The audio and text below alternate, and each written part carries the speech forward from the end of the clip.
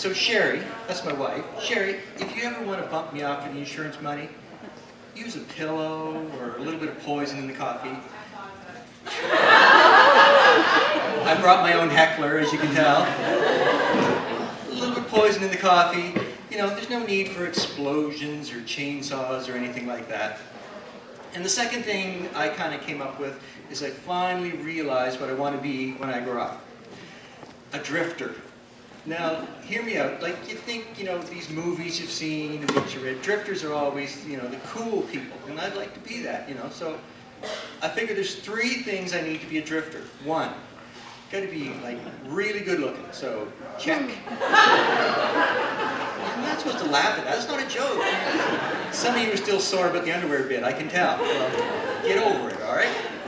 So 2, to be a drifter, I figure I need to be a loner. So, like, I'm up here by myself, so check.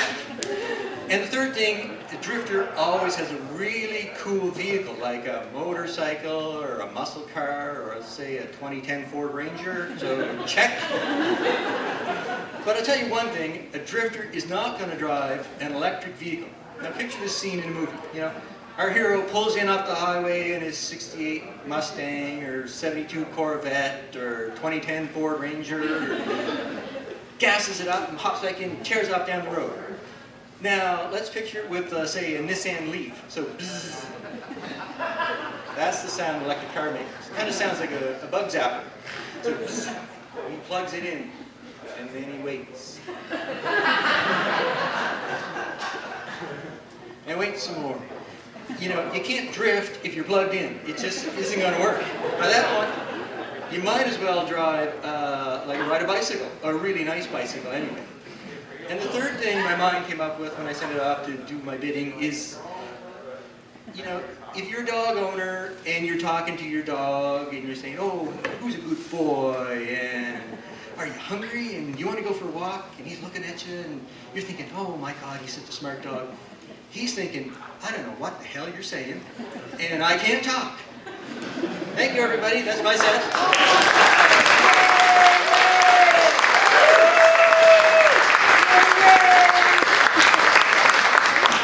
Everybody hear me? Awesome. So next up we have Joan Krosick. Joan, who knows Joan in here? A round of applause for Joan.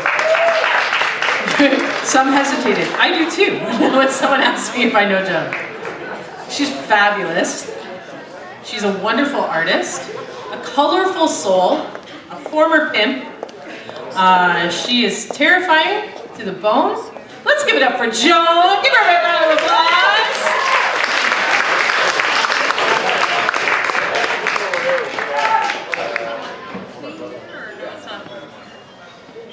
Hey, nice to see all you white people again. Jesus, this is the whitest place I've ever lived. Honest to God. And when I first got here, I realized you all have really big eyes, and you're all named McDonald. You know, and I still keep running into McDonald's and I haven't met yet. But I realized October 4th, 1967, which coincides with the first time I ever dropped acid. I don't know, you know, what the connection is. But October 4th, 1967, Shag Harbor. Now, you must have all heard about this because the whole world has. It is the most documented UFO incident ever recorded. So I figure you've had a generation of hybrids here. You're all like, I might be from away, but you guys are friggin' other planetary. And I've learned to accept that. You know, you want to keep calling me from away, well, you guys win. You got it down.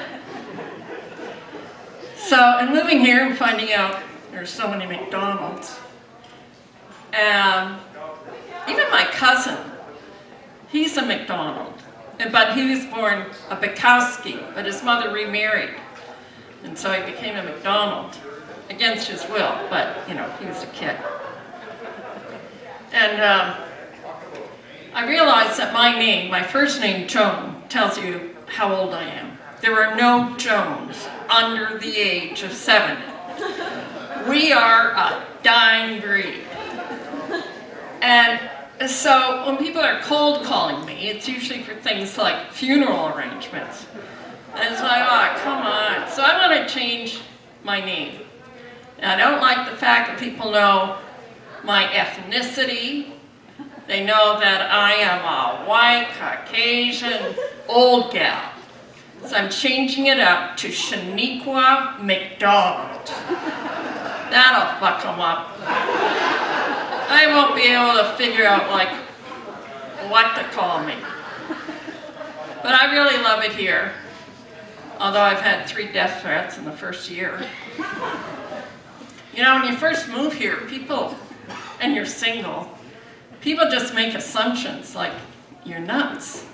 And so they're nutty, and they're going to make friends with you and then try and kill you. I went to the police, they didn't have, you know, they said, oh, don't worry about it. Yeah, well, someone took pot shots at me. And they send over a cop who is as wide as he is tall. The only thing he's going to save me from is a bag of potato chips and a tub of ice cream. I got thrown off of Facebook recently. Well, first of all, I got thrown off of Pictou County Rant and Rave.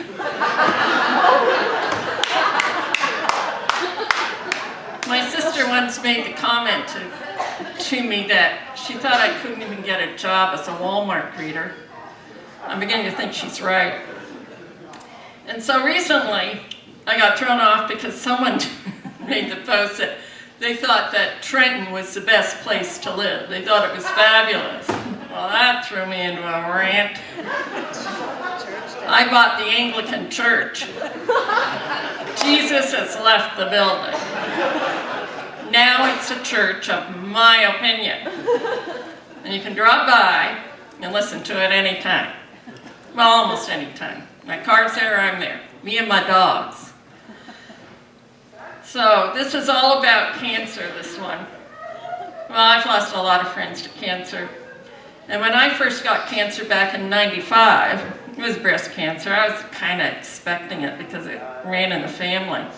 On the paternal side. So '95, I was 44, and I was in the States.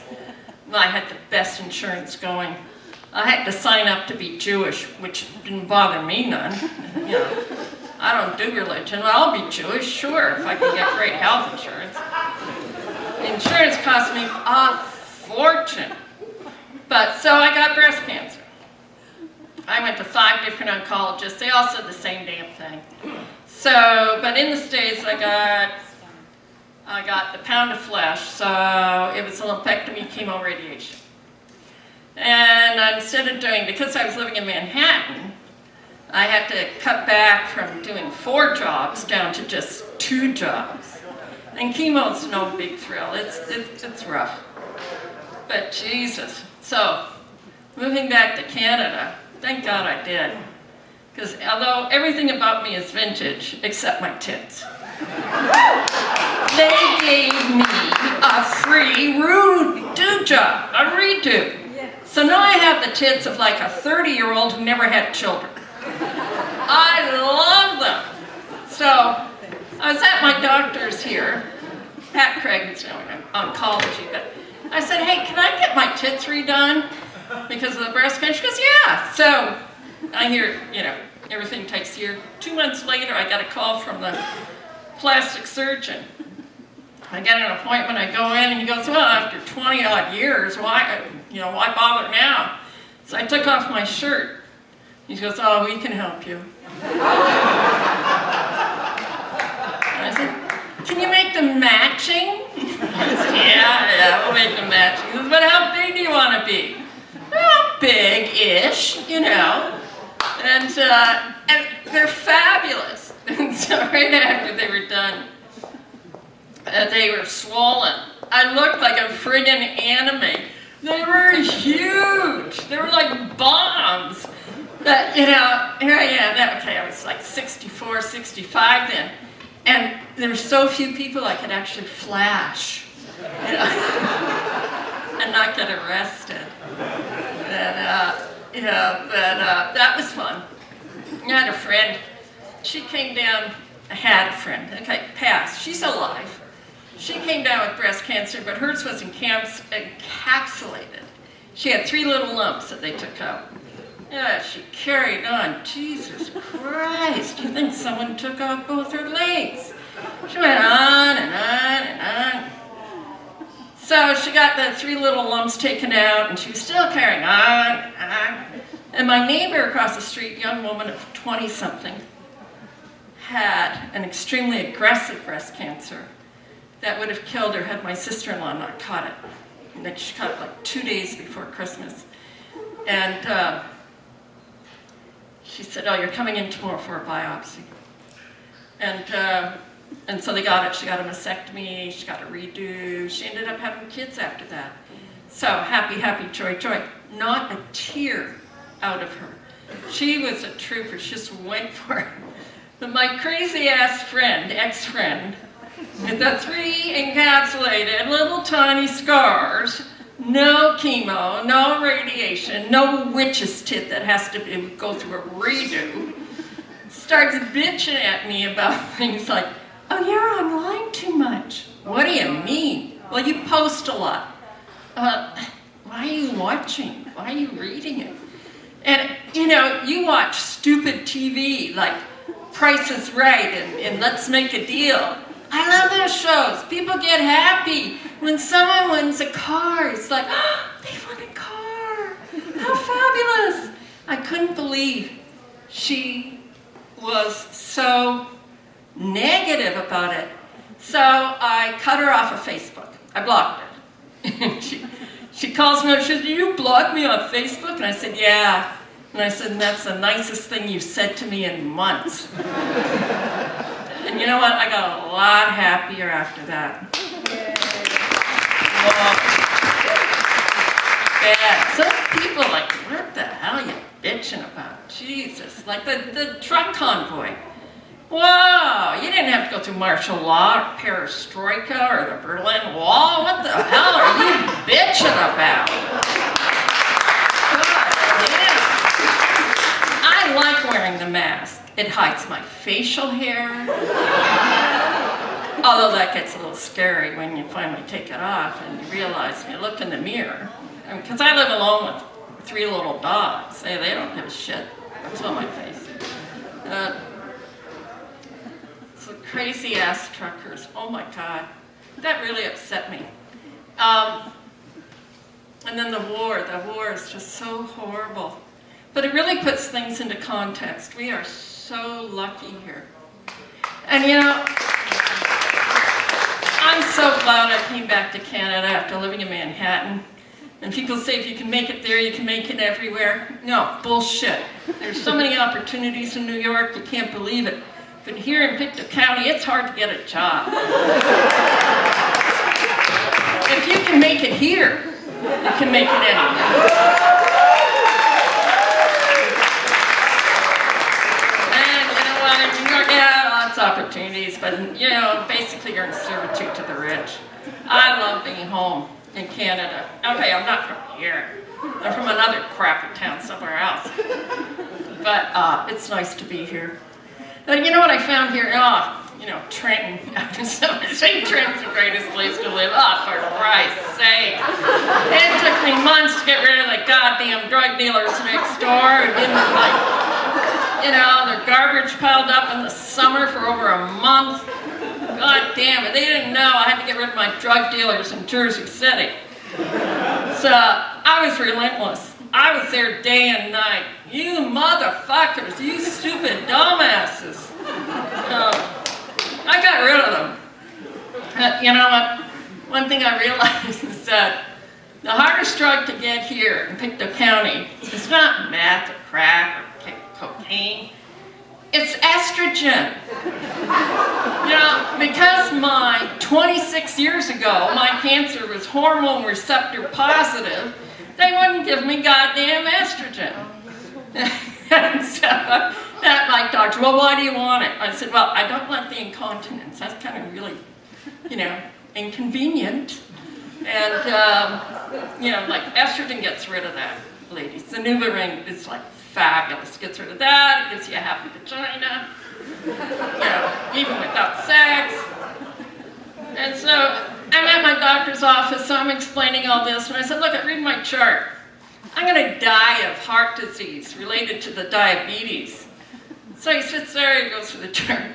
He goes, yeah, you're right. You can have the NuvaRing. So I'm liking it here more and more. And I've been here like 20 years. And I'm not the one from away, okay? Thanks very much.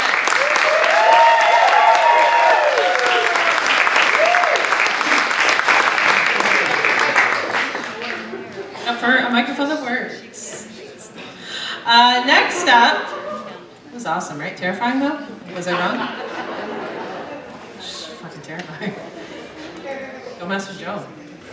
Next up we have Rob Green. Rob has become a regular on our stage and he's performed stand-up throughout Nova Scotia. He has an international podcast. Oh, which means you can stream it from anywhere. What on Rob Green's Earth? If you haven't heard it, what episode is it, Rob? Episode 22, that's one you want to check out. It's the funniest one, just saying. Was that Tori in the back laughing? Rob Green's Earth. He's traveled the death highway just to entertain you. Let's give it up for Rob Green. Big round of applause. Rob!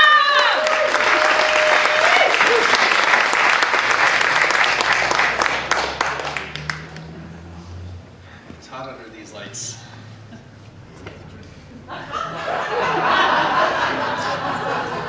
So if you can't see it, we've unofficially dubbed this event Chuckle Nuts in honor of Matt. It's a picture of a penis with Matt's head on it because he's bald and kind of looks like it. I missed his fro, so I just put that around the balls there. I think the chemo's made his bald in real life, so it's not exactly anatomically correct, but I think it's a good likeness.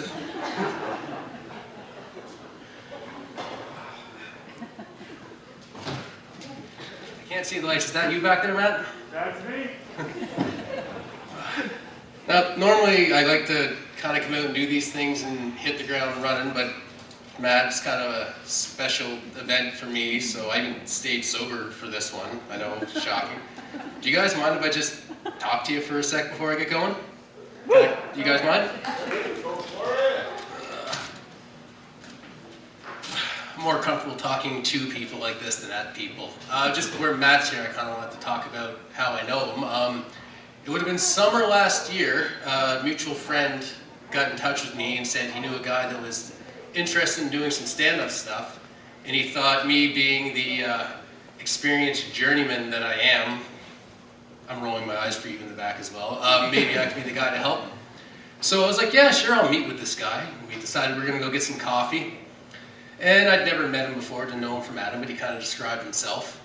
And we get to where we're having coffee, and I walk in, and I see this huge fro, and I'm like, I would never let that guy shower in my fucking house. My drain would be done. And then he comes over, and he's like, you're Rob. I'm Matt, and he introduces himself, and the first thing I think is, I bet this guy drinks White Claws. But we sat down, and we started talking. And this is a big thing for me, because if you don't know me, like my girlfriend here can attest to this, what I'm going to tell you right now. I love doing stand-up comedy. I love doing comedy so much that I very seldom enjoy it, if that makes sense to anyone. I'm never happy with my sets, I'm never excited about things, I'm always worried. But when I sat down and I talked comedy with Matt, I got excited, like really excited. Just his passion alone kind of sparked something in me that all the booze had kind of stifled over the years. I mean, it makes me funny, don't get me wrong, but, and then we had the show here, it was in September, and they'd gotten in contact with me, and I said, I know a guy that would be great for this, and I got in touch with Matt, he did it, and he came up here and he performed, and everyone laughed, and he was happy, and you were all happy, so you guys are fucking welcome for that. And yeah, we did a podcast with Jenny, we hit it off, we've been talking, we collaborate, it's so much fun. And then another show came up in November, and I remember we went to go out and talk about, well, what are we going to talk about at the show? Do you get new material? Do you get new material? Let's go get a coffee. Fucking Matt forgot his Vax Pass. Because apparently when you live in a van, you can lose more important things under the seat than just pocket change, because that's where your home is. But I was like, I'll sit outside and freeze with you because like I'm fucking taken with this guy. Special place in my heart. I'm not gonna suck your dick or anything. No matter how much money you've offered me. And don't go to his house for treats. His house is a van. That should have been the first sign. It's no treats, he just pulls it out. That's how I kind of know what it looks like here. And I had told him about this awesome bit that I was excited about doing, and he listened to it and he was laughing. He says, you have to do that one. I said, I'm not sure if I should do that one. He said, you have to do that one. It's so good. The audience is gonna love it. So November comes, I'm up on stage here. I tell a joke about Robin Williams and the misfortune that befell him. And every one of you turned on me. You turned on me so hard. I could feel the hatred. It got warmer in here just from... It didn't go anything like Matt had told me it was gonna go. He was completely off the mark with how that was gonna go. He got my hopes up, and they were crushed like that. And they wouldn't have been crushed if he didn't tell me it was so goddamn good that I had to tell it. He set me up for failure. In November I said, fucking Matt. I hope he gets cancer.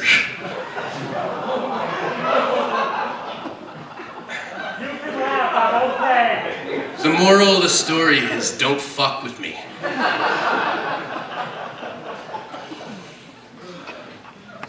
No, I was actually pretty gutted. It was January 4th that he told us, like, hey, I've got fucking cancer. Well, what kind of cancer? He's like, pick one. Basically. And he stayed positive throughout the whole thing, and we kept laughing with him, and I think that's the mental part of it is a huge thing, and the strength he's got to do that is absolutely fucking amazing. Matt, you hold a special place for me, and thank you for letting me enjoy doing comedy. Matt,